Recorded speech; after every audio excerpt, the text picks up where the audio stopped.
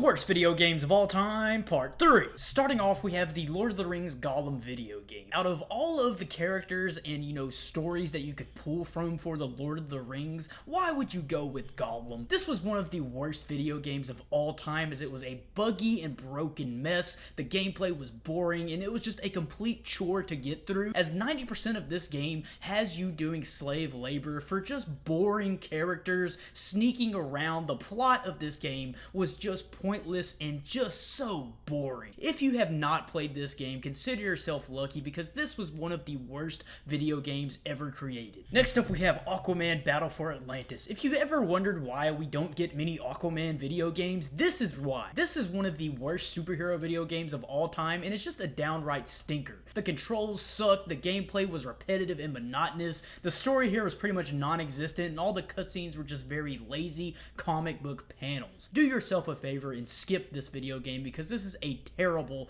Aquaman video game and just a bad video game in general. And lastly, we have Fast and Furious Crossroads. This was one of the worst video games released in 2020, as it was a buggy, just unfinished mess with terrible driving controls, awful graphics that look like they came out of a PS2, and just laughably bad cutscenes and dialogue. This game was just so cringe-inducing, and it also had a multiplayer that died almost immediately. The only good thing out of this game was this ending scene where Vin Diesel races a rocket and jumps on top of it. It's just so ridiculous that you have to kind of crack a smile. But overall, this was a terrible video game.